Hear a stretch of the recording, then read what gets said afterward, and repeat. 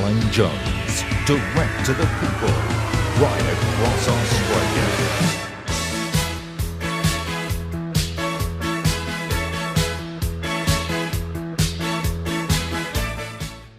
Well, good evening and thank you for being with us on what is a pioneering initiative. We're gathering momentum.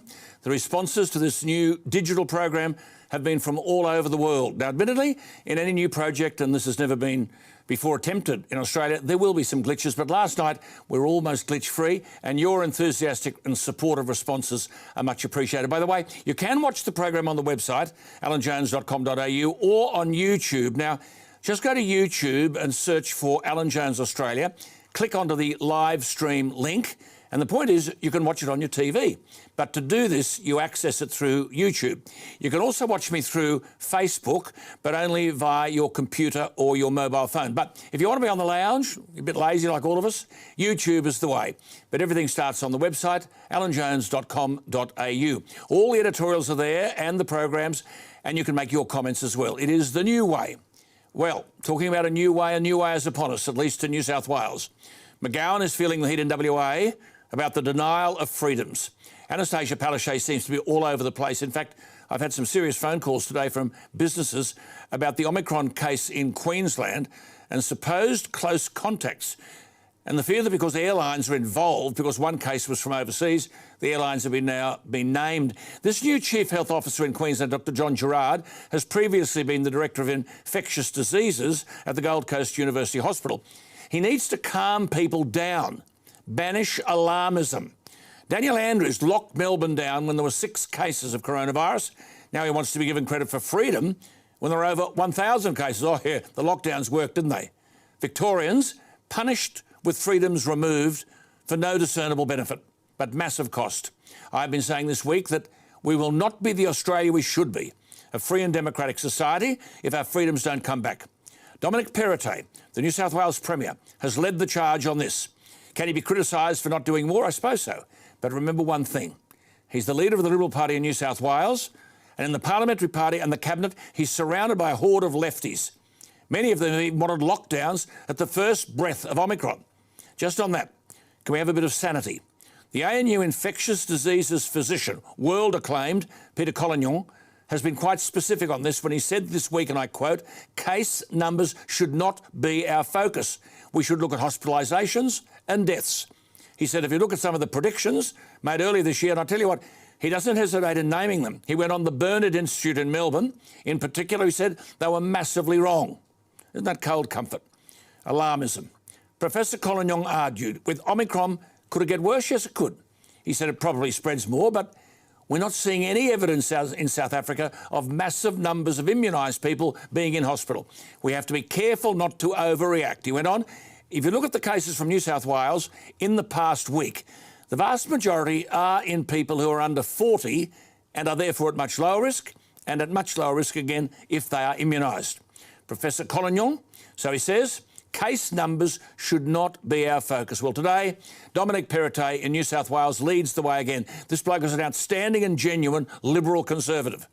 As you heard on this program on Monday night, he can articulate a philosophy in relation to restoring freedoms that should never have been removed. Now, I know many of you commented on the website about the non-vaccinated and were critical of the way they were being treated as second-class citizens. Well, today, unvaccinated people in New South Wales will have the same freedom as vaccinated people. The public must take great credit. 94.8% over the age of 16 have had one jab in New South Wales, 93.2% both jabs. Perrottet has faced his critics, and I can assure you it hasn't been easy for him. But he has asserted the fact that he is the leader. So from today, there's no limit to the number of people allowed in your home, at outdoor public gatherings, or at hospitality venues. Masks have been dropped as a requirement in most indoor settings, including shops. And businesses like hairdressers and beauty salons will have no density limits. I'll tell you what, this is going to put pressure on other premiers. Perrottet is leading the way. He said there are no density limits for gyms, indoor recreations or sporting facilities. Community sports events with over 1,000 attendees will no longer require one of those wretched COVID-19 safety plans. In other words, as I said months and months ago, we have to learn to live with this. Fewer than 1% of Australians have tested positive. and 0.008% have died. Well, from today, no travel restrictions for people in Greater Sydney or regional New South Wales. Masks will be required on public transport and planes. I'm not too sure the Premier agrees with this, but the left have had a few wins at airports and for indoor front-of-house hospitality staff who are not fully vaccinated. Though, as Mark Latham said last night, there could be 50 of you in a restaurant and you don't wear a mask, but if you're on a bus or a plane, you do. Work that out. As I said, the left have had some wins.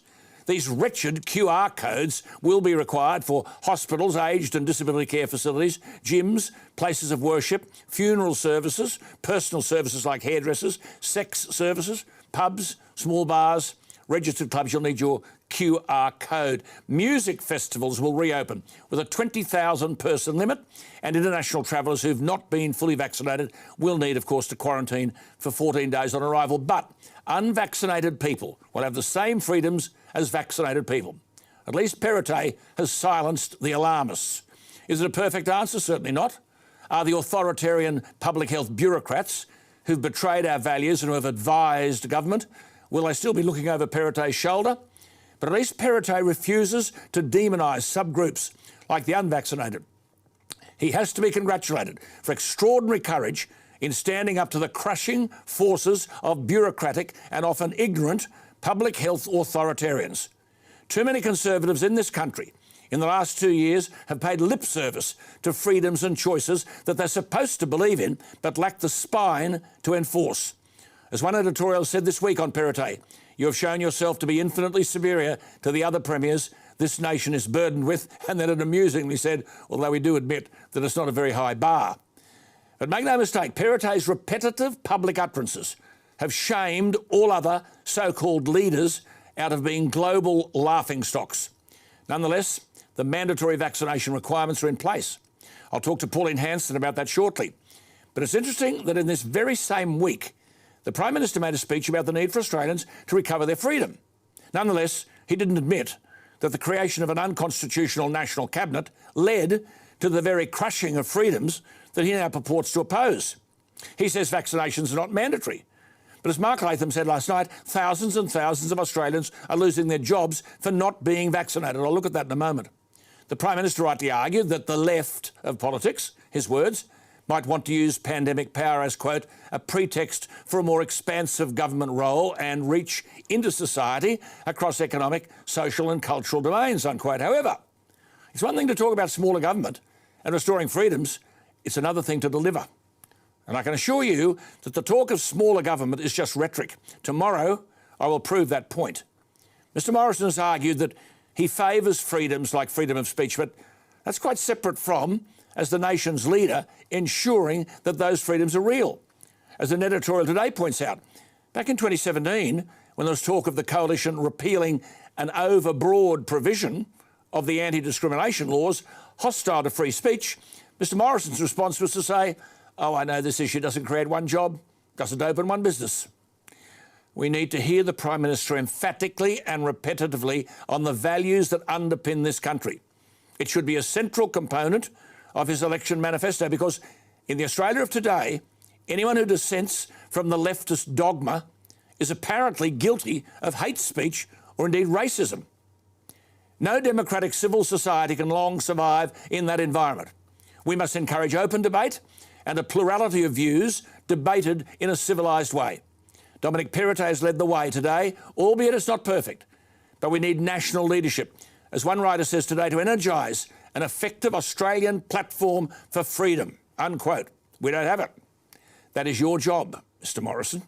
To another matter, Mark Latham spoke yesterday about the constitutional right of a Government of New South Wales to appoint experts from outside government to ministerial positions, simply because he rightly argued that the expertise doesn't exist within the talent pool available to government.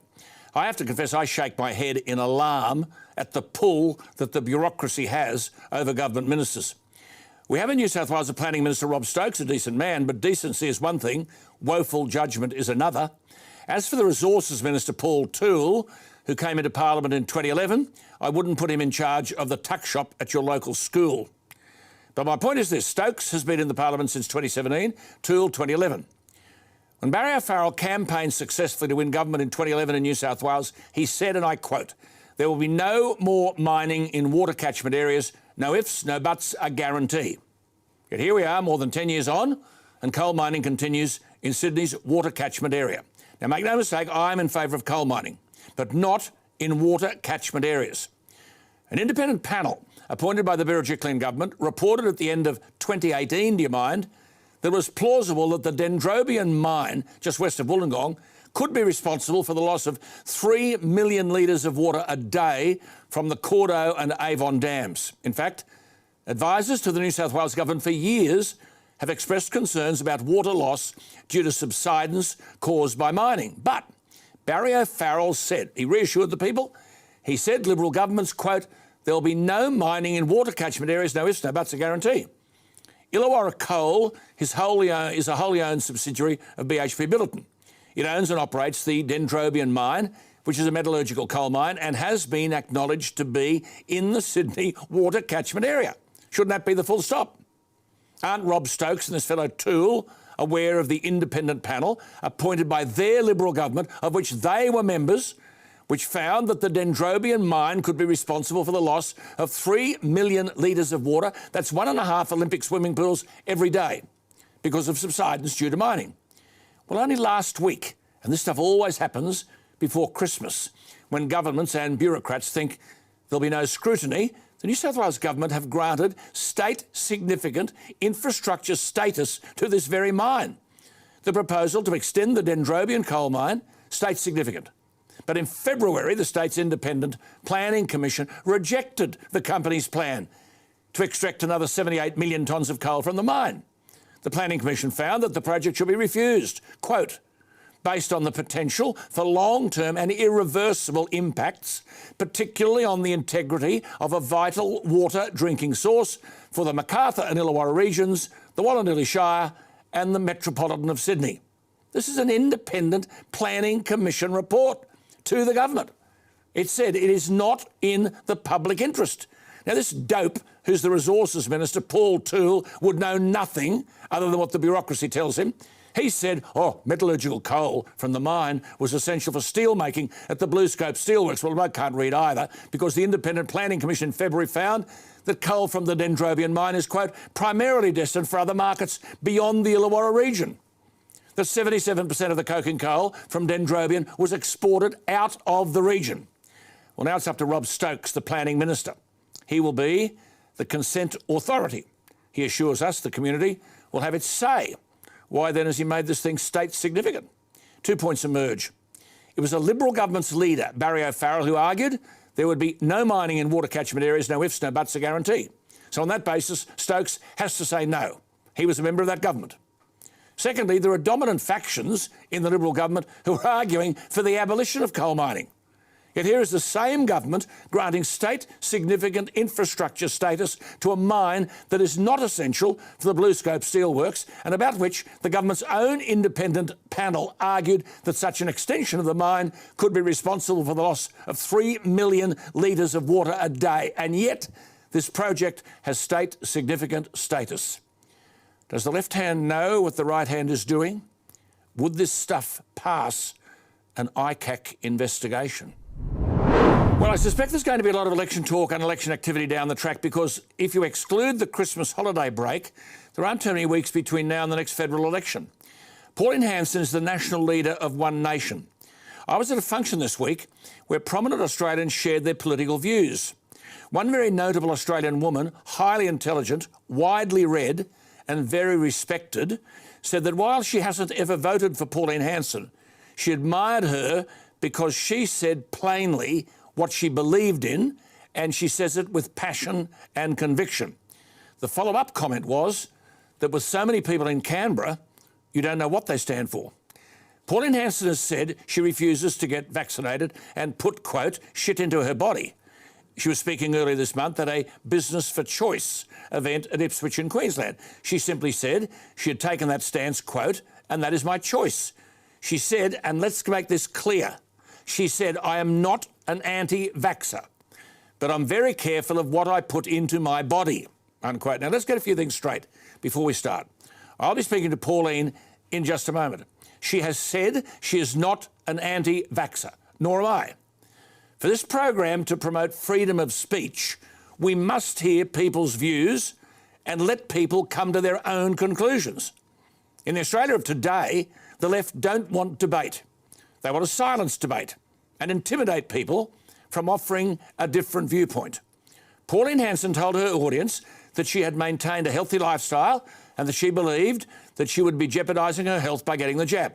Let me just say, I've been vaccinated against everything since I was a small child, and I'm doubly vaccinated against this virus. But I have great difficulty in a democratic society where the Prime Minister has said that vaccination should not be mandatory, yet people are vilified, and as Mark Latham said last night, thousands are being sacked because they're not vaccinated. If this is not worthy of debate in a democratic society, nothing is. And I might point out, Pauline Hanson is not the only person in the federal parliament who shares these views and these concerns. Let's go to Pauline. She's at her home outside Ipswich in Queensland and see how to resolve this dilemma. Pauline, thank you for your time, and we need to take this issue carefully and seriously. Isn't the strongest argument in treating those who choose not to be vaccinated as equal Australians, which Dominic Perrottet has done today, the fact that for those who are vaccinated, we're told that will prevent us from suffering serious consequences if the virus infected us, so that unvaccinated people would not be a threat to us? How would that be argued that an unvaccinated person is a risk to others? Well, they're not. If you're vaccinated, you should have the coverage, so you shouldn't be worrying about an unvaccinated person. But we clearly know that being vaccinated doesn't stop you from getting the COVID and passing it on. By having the COVID shot, it basically you can be asymptomatic. Basically, you can have the COVID, don't know that you've got it, and still passing it on.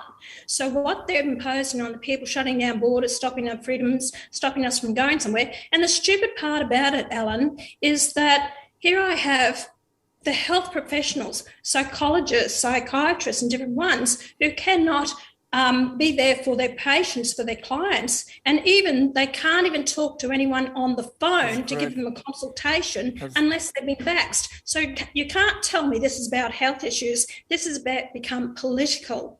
You see, look, you're 1,000% correct. See, in a free society, and that's what I've been arguing all week, our focus here, Pauline's been on freedom, people shouldn't be afraid of saying what they think, so long as it's not illegal and doesn't hurt or damage others. You're saying that you object to your freedom and your choices being taken away. How does exercising your freedom interfere with anybody if 93.4% of Australians have had their first dose and 89.5% have had 2 doses? You're correct, Alan. And you see, the Chief Health Officer in Queensland last night said, we're not getting rid of mandating vaccines, even at 90% vaccination rate. They have no inkling of wanting to actually give people back their freedoms. It's about controlling the people. Even these check-in apps that you have. Do you know, under the Privacy Act, you don't have to use the check-in app. It says there, if you check and use that check-in app, it says that you're giving them the authority to use your information anywhere else that they want to. But Pauline, surely, you mentioned the Privacy Act. Surely under the Privacy Act, and it's a fact, that I'm not entitled to inquire about your health status. I mean, there are people currently, Mark Latham made this point last night, your splendid leader in New South Wales made the point, there are people being sacked because they're not vaccinated when the Prime Minister of Australia says vaccination is not mandatory. Now, you moved a bill in the Senate in September to ban jab mandates. Mandates, not jabs, mandates. Though you were no doubt misrepresented about that, the reality is there are thousands of Australians who agree with you when you argued that you wanted to, quote, reverse, these were great words, reverse the pandemic of discrimination that's been unleashed on the Australian people. What's wrong with that? That's right, Alan. It was the last 2 weeks of Parliament that I moved that bill.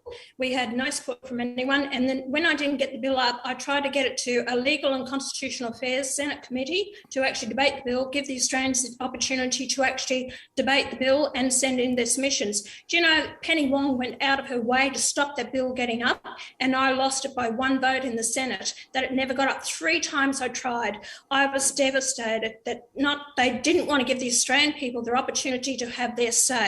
I'm not finished with it. I will take it back. Scott Morrison, under the Constitution, he can't mandate vaccines under Section 5123A. By my bringing in this bill means that 109 of the Australian Constitution meant that if you had two conflicting laws, the federal law will override the state law. And this is what I said to the Prime Minister in a conversation I had with him by phone. I said, do something about it. You have to rein in the state premiers. You can't allow them to actually dictate to people. People are losing their homes, they're losing their jobs, Absolutely. They're losing their businesses. People are devastated, Alan. So Pauline, who's running the country? The Prime Minister says they're not mandatory, and here you've got state premiers, you've got businesses, all sorts of people sacking people, teachers, public servants, nurses in Queensland losing their jobs. 7,000 in Queensland, 7,000 nurses in Queensland. They're starting to come out now and they're speaking about the adverse side effects that this COVID is having on people, and they're seeing it with their own friends, their own nursing colleagues that have had the jab and what it's done to them. And it's not tried and tested and proven. And Alan, my biggest complaint about all this is leave the children alone. They don't need to have this jab. It doesn't affect the children. When you have 99% recovery with it, don't give it to people that don't actually need to have it. Pauline, my theme this week has been, is this the Australia we want it to be? Yet people who are peacefully protesting on the vaccination issue are treated as idiots and ratbags and extremists. I mean, how do you dismantle this dishonesty? Because in introducing the legislation, you said of your party, we do it with sincere regret that such legislation is even necessary. You said if the senators didn't support your legislation, then they don't support Australian democracy, freedom and the right to choose. Now, what do you say to someone who says that your right to choose not to be vaccinated cuts across the right of other Australians not to have their health placed at risk by unvaccinated Australians? What do you say to that? Well, when we've had the vaccinations of smallpox and the other vaccinations that we've had, measles, we've only needed one dose. And that's actually been our protection against these diseases. Now, with the COVID, do you know that it the Pfizer loses its protection 22% a month? So you're going to have to constantly have doses. So it's not really a vaccine. We're putting this into our body, that it's really a test case for this new drug that they've invented to try and stop it. So you're taking away people's rights to actually choose whether they want to have this. A lot of Australians will have it if they feel safe to have it. But to actually deny people access to libraries, to buildings, to their own apartment buildings, the shutdown of borders, you've actually denied people rights to pubs, clubs and stadiums to see those be with their children. I think that's more harmful. This is not the Australia we want. If I could just say to my viewers, Pauline Hanson, I thought this was an outstanding speech. She won't get any credit for it.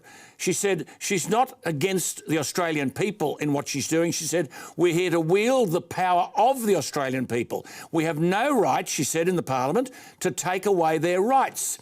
Now, what do you say to people like Jackie Lambie, who argued, well, if you get behind the wheel of a car and drive twice the speed limit, you're putting other people's lives at risk. You don't have the right to do that. Now, I find that argument illogical, because if you're driving at twice the speed limit, you're breaking the law. Not being vaccinated doesn't break any law. It's a stupid comment that she made, and it doesn't have any basis to it whatsoever, and it's not a debatable argument. So we're talking about people's health, what they put in. But Alan, I'll go back to what people are saying. They're not anti-vax. They just want to know that it's safe to put in their bodies, and people have a right to do that. I have a right to do it, and no way and why. But Alan, I asked this question of politicians: why are they not being forced to have the vaccination themselves? Why are judges not forced to have it? And yet you're forcing the Australian people. It's unfair on the Australian people to treat politicians totally different to the general public out there. And these politicians that are too gutless to stand up and fight for the rights of the Australian people, that they're not. That's what we're there to represent, the people. And if I just should say to our viewers, you see, this lady speaks her mind and she'll be vilified. Let me tell you something you don't know. Pauline Hanson's not alone in this argument. There are 5 coalition senators who crossed the floor. Senator Rennick from Queensland, a coalition senator. Alex Anchich from South Australia, a very bright coalition senator. They've said they would block legislation unless vaccine mandates were banned. Senators Canavan, Sam McMahon and Conchetta Fioravanti-Wells also supported the Pauline Hanson bill, but they're not withholding their votes on other matters. Are these people extremist ratbags, Pauline? Oh, no, I take my hat off to him, especially Jared Rennick, and he's so true to his word. He's going to block legislation with my 2 votes, with Malcolm Roberts, myself and Jared Rennick. The government cannot get any legislation through whatsoever, and I have made it I promise to the people I will not support any of the government legislation until the Prime Minister deals with this issue. And this is the biggest issue facing our country. Alan, it is the biggest issue. And I'm not going to deal with any other legislation until they deal with it. Good on you. Great to talk to you, Pauline. That's been the theme this week. Freedoms, choice.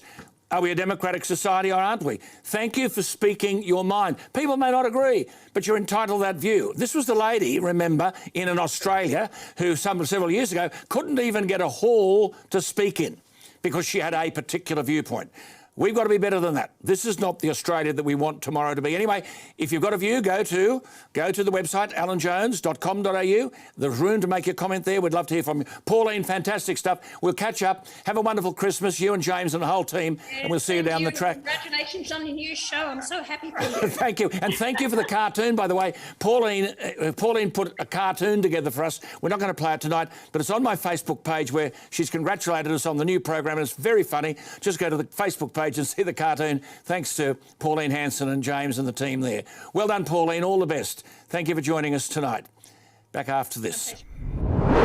Well, here we are. This is where you have your say. Now, there are many ways in this brand new digital world we inhabit where you can have your say. Best go to the website, alanjones.com.au, or if you go to my Facebook page, Alan Jones Australia, you can make your comments there as well. We love to hear from you because, as I say, our viewers are our best listeners. Now, from last night, there were thousands of comments last night. And as I said, have your say by commenting below my video on Facebook and YouTube, or you can comment on the website, alanjones.com.au. Message me. Sandy on the Alan Jones Australia Facebook page said in relation to the Peggy Grandy interview, it's the old saying, America sneezes, we catch a cold. We need to know what's going on over there. Also, especially from independent news, not lame stream media, that's fake news. Craig commented, thank God you're still on air, Alan. The silent majority are behind you. The only person in Parliament who speaks common sense is Mark Latham. Well, Pauline talks a bit of it too. Michelle commented on my Facebook page, Alan Jones Australia. Our freedoms, Alan, please address these. We've been doing that all week, Michelle. That crazy Brad Haddad. Wasn't he at it again today, Brad Haddad, by the way? I mean, Michelle is saying Braz Haddad is making threats to lock us down again already. I mean, don't worry, Michelle, I will be interviewing Nick Cater tomorrow to discuss all this. But Brad Haddad said today, back on the alarmism track in New South Wales, there could be 25,000 COVID cases this month. Brad, just put a sack over your head, will you? Anyway, we'll talk to Nick Cater about those things tomorrow. But when will these politicians ever hand back our freedoms? Jeff commented, we cannot lose our Christian heritage. If we do, we'll lose ourselves. Wake up, people. Adam writes, we're going carbon zero. Meanwhile, China, India and others are building record numbers of coal-fired power stations. And Pamela commented below the program last night saying, how good is Mark Latham, voicing what most Australians think. There are thousands of jobs out there, and yet the government continues to pay people to sit at home.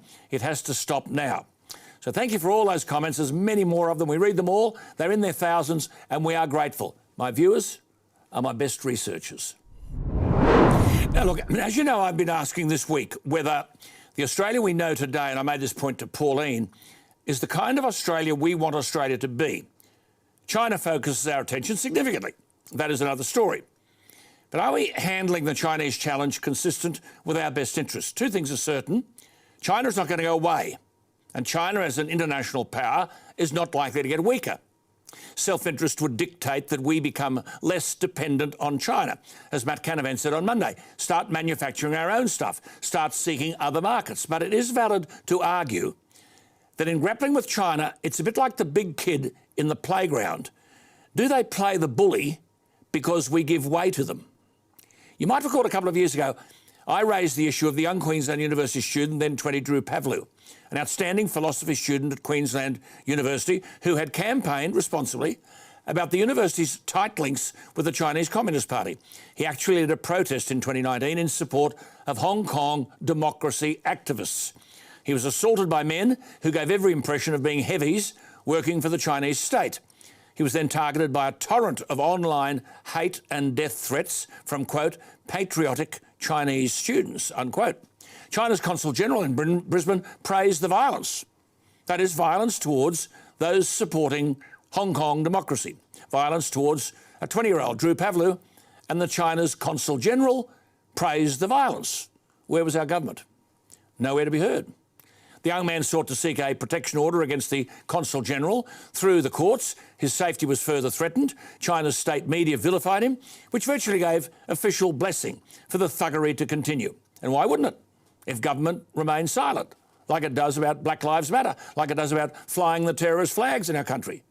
None of the pro-Beijing students or the thugs who assaulted Drew Pavlou were disciplined. The response by the Queensland University must stand as one of the most worrying assaults on free speech. But here's the rub. The then Consul General, Zhu Ji, is an adjunct professor in the School of Languages and Culture at the university. The Consul General, adjunct professor, is as welcome as ever. In fact, the thugs weren't disciplined.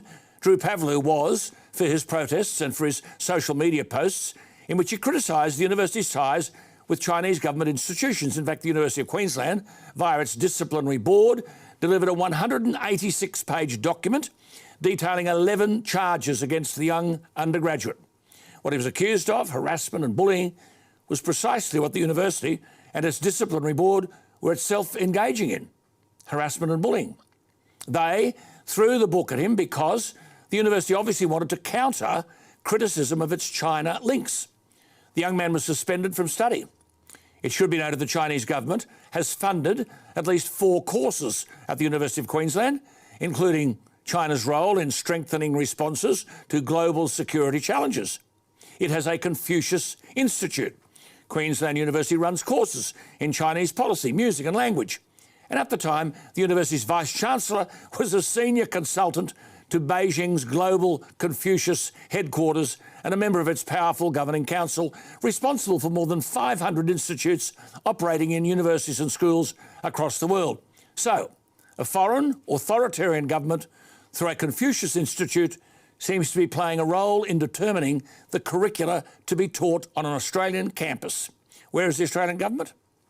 Is it too frightened to take a stand? The same young man, Drew Pavlou, is a Senate candidate now, supporting the diplomatic boycott of the Beijing Winter Olympics. But now we learn that an advertising company, which owns more than 700 billboards across Queensland, has refused to run material critical of the Chinese government, apparently for fear of retaliation by the Chinese Communist Party. In fact, the 22-year-old Queensland Senate candidate has been told he would be hard-pressed to find any billboard company in Australia to run his ads which feature the artwork of a Chinese dissident.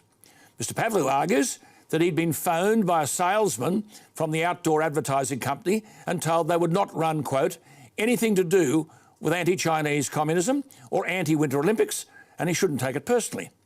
The salesman reportedly said that his company was in cahoots with other advertising companies that had agreed not to run material that might provoke the Chinese Communist Party. And Mr Pavlou cites a text message sent to him by Bishop Outdoor Advertising saying, quote, ultimately, all of the billboard companies won't run anything anti-China as this is where our product comes from, steel, digital screens. Well, may Mr Pavlou protest against Chinese Communist Party influence on Australian university campuses.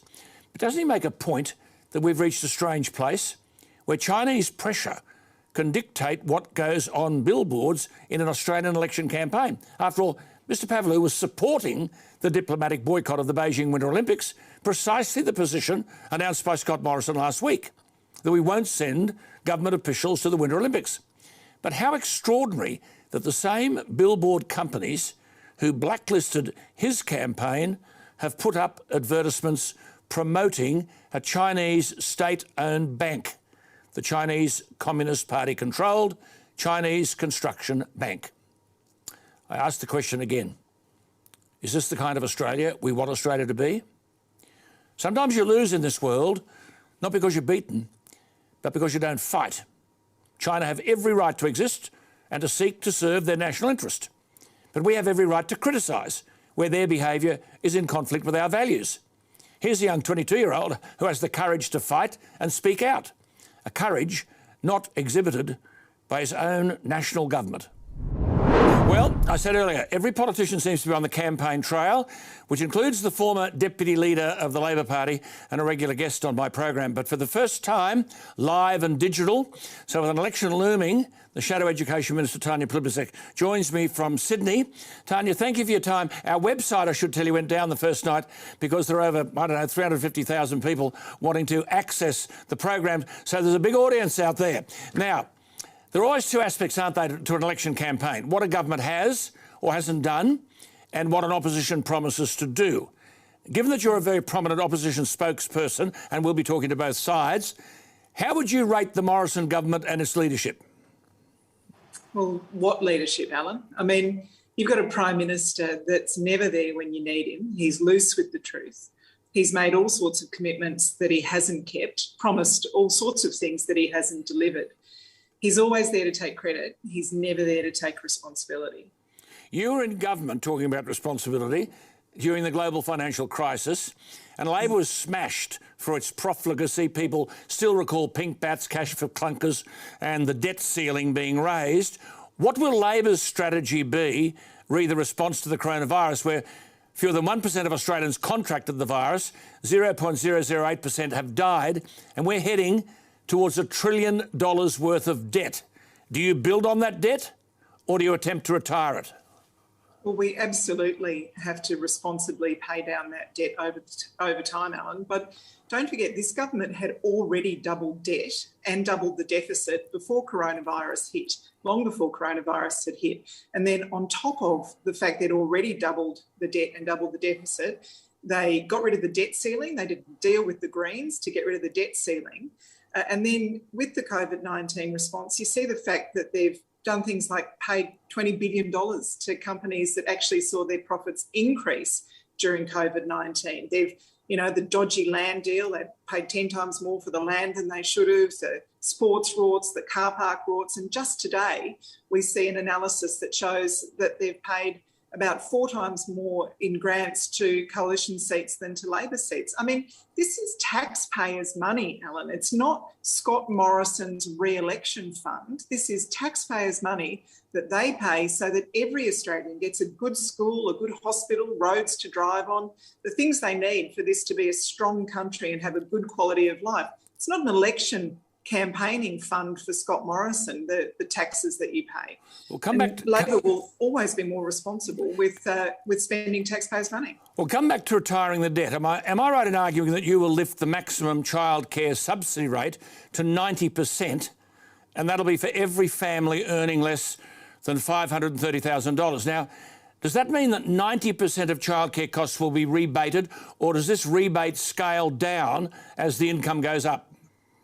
Look, it does scale down as income increases, Alan, but 1 million families will be better off under Labor's policy. 97% of families that are receiving childcare subsidies at the moment will be better off under our policy. And we know that this is not just a great investment to get women back into the workforce. Everywhere I go, I'm travelling a lot, as you say. We've got the campaign sort of underway. I travel to regional communities, Alan, they tell me they are desperate for skilled staff. They can't find the skilled staff they need. We want those mothers back in the workforce, not saying, I can't do day 4 or day 5 this week because my childcare subsidy runs out.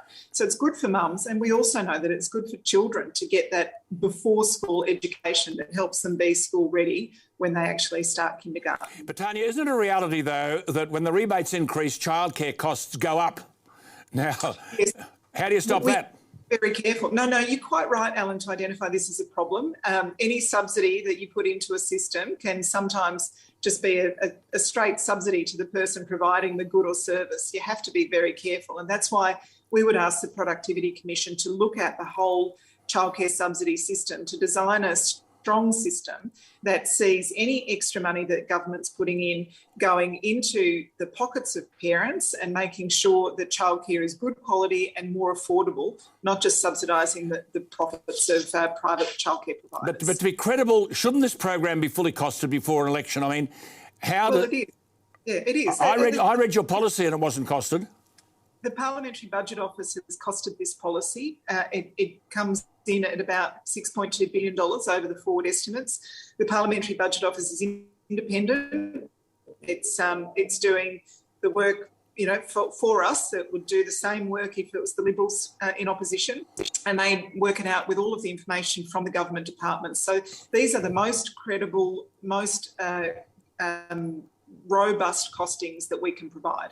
I've spoken to you before, and we both are passionate about this, about the inevitable consequences on children, of children being kept out of education during the pandemic. Didn't the government set aside, because I get parents writing to me about this, set aside $25 million to help children? Has that money been spent? Where is that money as I speak to you today? I think it's sitting in a Treasury vault somewhere, Alan. I don't think any of that has made it into classrooms yet. It is so disappointing because we know that kids, particularly in Victoria and New South Wales, have really missed out. They've really suffered. But where will 25 million go? Where will 25 million? Where will that go? Well, it's not much money, is it? No. When you think of the need that kids have, the social and emotional well-being as much as anything else. I mean, a lot of them have fallen behind in their learning, but they've also missed out on so much. We've talked about what they've missed out on with their mates, school camps and excursions and school formals and just playing sport in the playground or playing around before and after school. They need to re-establish those relationships and what it's like to be a kid. And it's such a shame that the government, first of all, committed this puny amount of money and hasn't even managed to spend that. Let's come back to this. You've spent more years in the federal parliament, 23 years, than any other female MP. The bulk of those years have been in opposition. Why have the public consistently rejected Labor? So you're really rubbing it in tonight, aren't you, Alan? No, you're very young.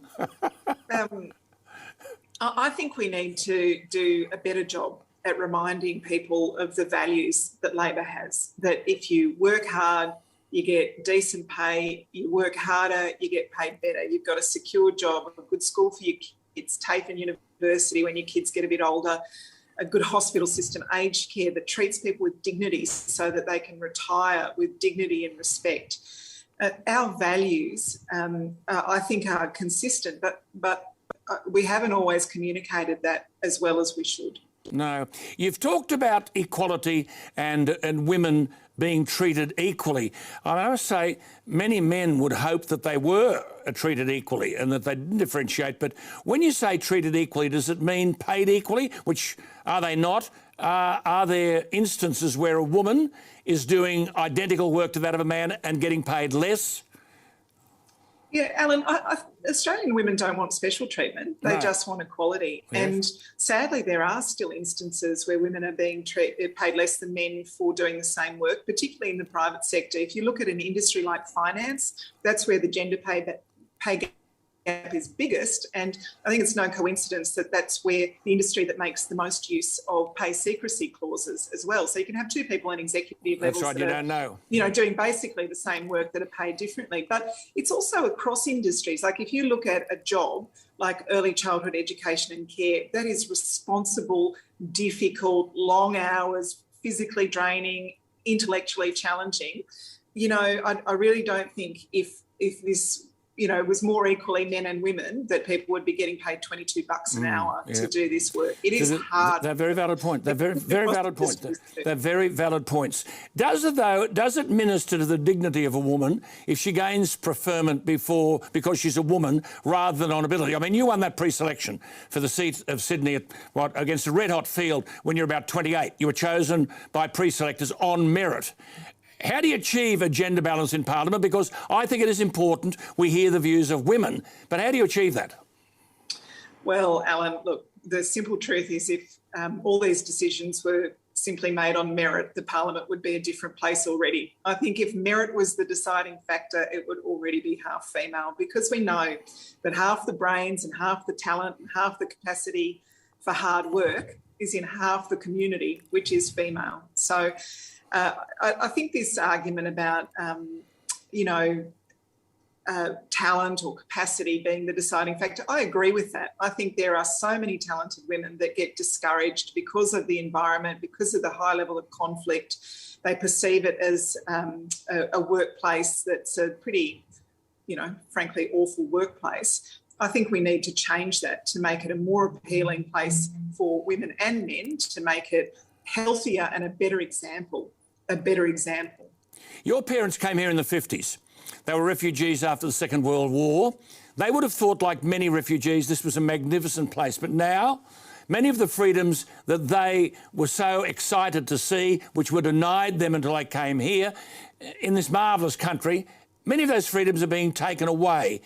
Do you think people today, as I'm speaking to you, feel free in this modern Australia, free to speak, free to be participants in a civilised debate and discussion? Do you think the denial of all these freedoms during coronavirus was an appropriate government response? Alan, you're right about my parents. They were grateful every single day for the freedoms that they were given in Australia that they didn't have in Yugoslavia. But I think it is really drawing a long bow to say that some of the sacrifices that people have made during COVID-19 is the same as communist Yugoslavia, Yes, it's been a really tough time, and Australians have done so well in getting themselves vaccinated and following the rules, and they've done it for one another. They haven't just thought, how does this affect me? They've thought, I want to get vaccinated. I'm not worried about being sick. I'm worried about my grandma catching COVID from me and what it would do to her if she got sick. So I think, as always, we need to balance freedom and responsibility. Of course, we should have freedoms, but those freedoms come with responsibilities to our fellow Australians. Yeah, we talked about education. Just a quick one. Even the Prime Minister said the children should be in at school. If you were the leader of government, would you be taking children out of school? This has never happened in the war, didn't happen in the Spanish flu, didn't never happen. And the price, we won't know the consequences of this for years to come. I think remote learning was very hard on kids, Alan, but I would always take the advice of the medical experts about what's necessary. Were they experts? I think the shortest possible time out of school is really important. Having kids back playing with each other and learning together as soon as possible is always preferable. But if the medical advice had been, we're going to have a bigger spread of COVID if we don't do this, I would have followed that advice. You were once Labor's foreign affairs spokesperson, a role now held by Penny Wong. When you look at Australia in this part of the world and see an expansionist China, threats to Hong Kong and Taiwan, the possibility that our sea routes could be blocked if China chose to do so, and our oil supplies would dry up, how should we be responding to the China challenge? Well, I think, Alan, I think about Teddy Roosevelt saying, that diplomacy is about talking softly and carrying a big stick. I think the big problem at the moment is we talk loudly and don't have much of a stick at all. It is really important that we, of course, put Australia's interests first, that we are able to defend ourselves, that we assert our values, but we also need to be looking for ways of improving our relationships with our region, the ASEAN neighbours in particular, the people that we share common interests with, right across the Indo-Pacific, and our traditional allies like Europe, the UK, the United States, of course. When it comes to China, I think what we ought to be doing is asserting our values, staying true to our philosophy, but also looking for areas where we can cooperate to try and normalise relationships as much as possible. It's not in Australia's long-term economic interests to have our coal ships sitting off Chinese ports, to have our wine ban, our seafood ban.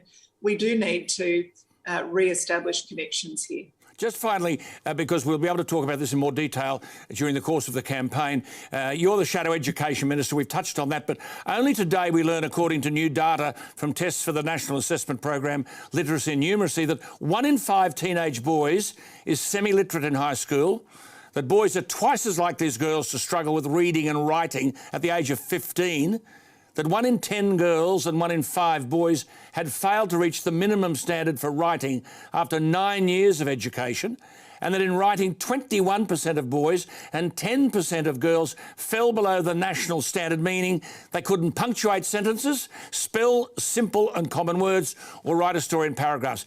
When are we going to prioritise what is happening in education and recognise that we're way behind the rest of the world?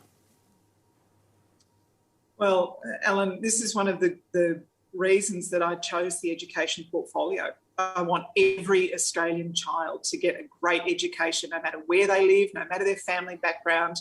And we're just not doing that. When Labor was last in government, we set aside extra funding for schools, but we also insisted that every school had a plan for school improvement. We set targets. We were prepared to be held accountable. The extra funding and those reforms were dispensed with by the Liberal government. And the result is we've got the worst results for kids since international testing began. We've gone backwards. Our 15-year-olds are more than a year behind 15-year-olds of, a few years ago. They're slipping against their international peers. Well, I'll tell you what, of course, need to make sure that our funding is fair, but that we've got the policies right that would improve teaching in every classroom in every part of Australia. Well, I'll tell you something, down the track as the election gets closer, I just want to talk to you about this because I think this is the most critical issue. The leaders of tomorrow are currently in our classrooms. If we're not preparing them adequately, we all fail. So, look, thank you for your time tonight. Happy Christmas to you and the family. Thank you for your cooperation during the course of the year. Lovely to talk, and we'll talk again. There she is. Not at all. There's Tanya Plibersek, the former Deputy Leader. She does frighten people on the Conservative side. It's an impressive and articulate performance, isn't it? And, of course, having been there for 23 years and in several portfolios, she's across a lot of issues. Many of you won't agree with what she's got to say. Doesn't matter. Go to the website. It's the new digital world, alanjones.com.au. You can make all your comments there. Now, look, just before we go, you might recall that last night Mark Latham indicated that he will be advocating to end the dole, the unemployment benefit, on March 1 next year.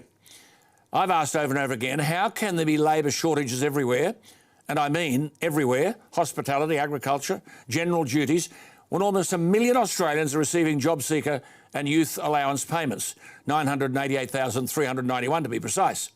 Yet across almost every sector of the economy, employers can't find workers. Let's be blunt. We have a massive worker shortage, yet there are almost 1 million Australians with their hands in someone else's pocket, getting paid for doing nothing. And please, Canberra, don't suggest we're waiting for mass migration to solve the problem of employee shortages. Well, let's take a quick trip to France. The president there, Emmanuel Macron, has put the unemployed under real pressure. To the anger of unions and many unemployed, inspectors have been ordered to carry out 250,000 checks in the next 6 months in an attempt to break a long tradition in which some of the currently redundant make little attempt to find new work. Now, there are 2.4 million people unemployed in France. Unemployment is more than 8%. I wonder if this has anything to do with it. You see, the benefit system in France is such that someone made redundant can be paid up to, you ready for it, 2,000 Australian dollars a week for 2 years. Of the 2.4 million unemployed, the recently redundant represent about 500,000. Now, under the French Prime Minister said in 2019 that people were exploiting a rule that gives them more money if they lose their job than when they're in work. 2,000 Australian dollars a week for 2 years. When President Sarkozy promised in 2008 to strike people off for refusing more than one job offer, it came to nothing. The Employment Service still allows more than 2 refusals of an offer of work and rarely cuts any benefits. Well, the message is simple. It's an insult to hard-working Australians that there are jobs everywhere and almost 1 million Australians have their hand in someone else's pocket. Remember, the theme for this week is this the Australia we want it to be? Macron is on the right track. It's time we caught the same train. Which brings me to the thought for the night, captured by cartoon, where the father says to his son, "Son, the world isn't fair." And the son says, "I know, Dad, but why isn't it ever unfair in my favour?" Well, that's what the Australian worker is saying. It's unfair that people can put their hand in the worker's pocket. That's it for tonight. It's all there on the website, alanjones.com.au. This program will be on the podcast at 6 a.m. tomorrow, and you can then hear Alan Jones comment at 7 a.m. We're on this pioneering journey together. It's great to have you on board. Tell your friends. As I said, make the website the salt and pepper of your life, alanjones.com.au. See you tomorrow night. Good night.